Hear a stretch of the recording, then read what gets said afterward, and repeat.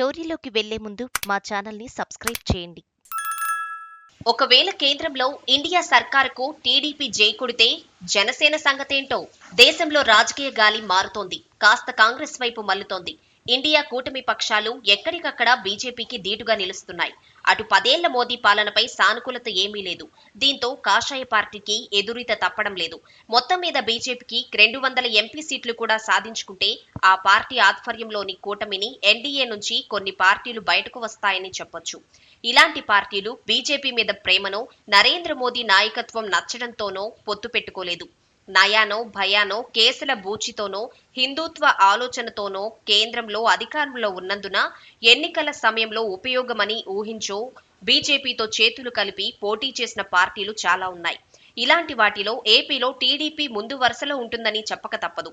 ఏపీలో వైసీపీ ప్రభుత్వాన్ని కట్టడి చేయాలంటే కేంద్రంలోని మోదీ సర్కారుకు అండ కీలకమని భావించే టీడీపీ పెద్దగా ఇష్టం లేకున్నా ఈ ఎన్నికల్లో పొత్తు పెట్టుకుందనేది అందరికీ తెలిసిందే. ఈ నేపథ్యంలో ఏపీలో టీడీపీ 144, జనసేన 21, బీజేపీ 10 అసెంబ్లీ స్థానాల్లో, ఎంపీ సీట్లలో టీడీపీ 17, బీజేపీ 6, జనసేన 2 చోట్ల పోటీ చేశాయి. ఇక కేంద్రంలో ఈసారి గాలి మారి కాంగ్రెస్ సారథ్యంలోని ఇండియా కూటమి గనుక అధిక సంఖ్యలో సీట్లు సాధిస్తే చంద్రబాబు మద్దతు కీలకమైన పరిస్థితి తలెత్తితే ఏంటనేది ఊహించవచ్చు. ఇలాంటి సందర్భంలో బాబు రాష్ట్ర ప్రయోజనాల రీత్యా వ్యవహరించాల్సిన అవసరం వస్తుంది. కేంద్రంతో సఖ్యంగా ఉంటేనే అమరావతి రాజధాని పూర్తి సహా అనేక పనులు మంజూరుకు ఛాన్స్ ఉంటుంది. దీంతో చంద్రబాబు కనీసం ఇండియా కూటమికి బయట నుంచి అయినా మద్దతు ఇస్తారని అనుకోవచ్చు. టీడీపీ ఏపీలోనూ సొంతంగా మెజారిటీ సాధించే సంఖ్యలో పోటీ చేసింది. 100కు పైగా అసెంబ్లీ సీట్లు గెలిస్తే ఇది సాధ్యమే.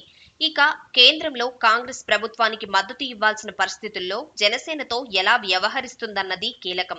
జనసేన అధినేత పవన్ కళ్యాణ్ ఎట్టి పరిస్థితుల్లోనూ కాంగ్రెస్ వాసన కూడా సహించని మనిషి. అయితే ఎన్నికల తర్వాత వాతావరణం కాంగ్రెస్ కు అనుకూలంగా ఉండి టీడీపీ కూడా అటు వెళ్తే ఏం జరుగుతుందనేది ఆసక్తికరం. అప్పుడు జనసేనను అనివార్యంగానే అయినా వదులుకోవాల్సిన పరిస్థితి.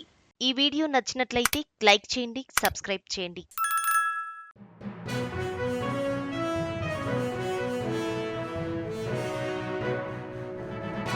మీ ఊరికి సంబంధించిన సమస్యలను, ఇతర వార్తలను 9440486321 నెంబర్కు వాట్సాప్ ద్వారా వీడియోలను పంపగలరు.